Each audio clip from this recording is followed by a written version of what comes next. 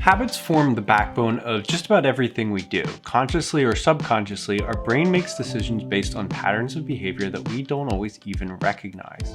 The process is deceptively simple: trigger, action, reward. The trigger is anything that happens in our life that prompts the action. The action itself is whatever we, or our brain, deems to be the best course of action at that moment, and the reward is, more often than not, something our brain experiences. It's a release of chemicals in the brain that makes us feel good, chemicals that the brain eventually starts to crave. Whenever I set out to build a new habit or kick an old one, I'm really good at those first two steps. I can always identify exactly which action it is that I want to take and the trigger that will get me there, but I often falter on the last step, the reward.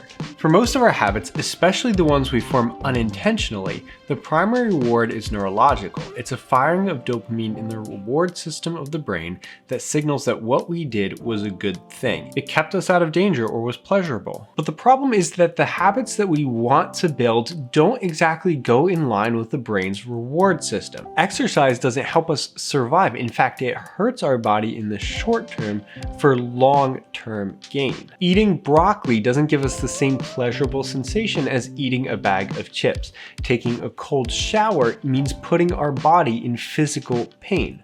All of these things go against the intrinsic reward system in the brain. These days I wake up just after 4 a.m. It's not always easy, but there are a couple of rewards built into my system that get me out of bed day after day.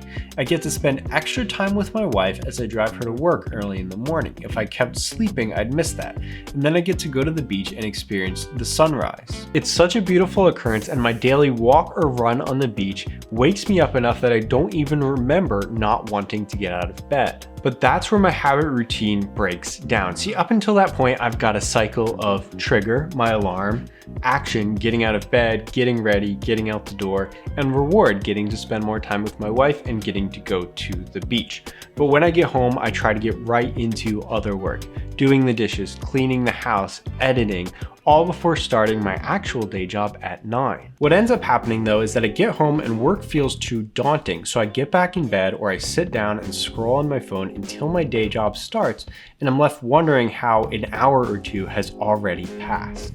So I'm slowly learning to build rewards into that habit routine to make it work. Instead of expecting myself to be able to jump from tasks at home to my day job without any breaks between, I'm giving myself some free time to do whatever I want to do. So if I get done the work that I need to get done, then I can spend some time without feeling guilty doing whatever it is that I want to do. But aside from free time, I make sure to give myself a tangible reward. I grab something fun to drink at that time, whether it's an iced tea or a glass of juice. Because my brain won't immediately reward me for doing the hard thing, I'm training my brain to associate the work with something tangible and rewarding. That's the principle that so many of us are missing from our habit building journeys. We assume that just because the brain rewards us for a lot of things, if we just push through the difficult thing, eventually our brain will start to reward us. But most of the time we quit before it can become rewarding. So if you want to build an actual habit, if you want to make a hard thing stick, find a real tangible reward that you can give yourself every day for weeks until that thing actually becomes a habit and your brain starts to do it automatically. You can apply this technique to any hard habit that you're trying to build. If you want to start taking cold showers, first decide on the reward that you can do right away. Maybe you reward yourself with a piece of your favorite chocolate or a session of video gaming. That might seem excessive, but if you're trying to do something that your brain absolutely does not want to do, you have to give it an excessive reward, something to show it that it is well worth it. What I've come to understand from my own habit building journeys and listening to others is that we're often way too hard on ourselves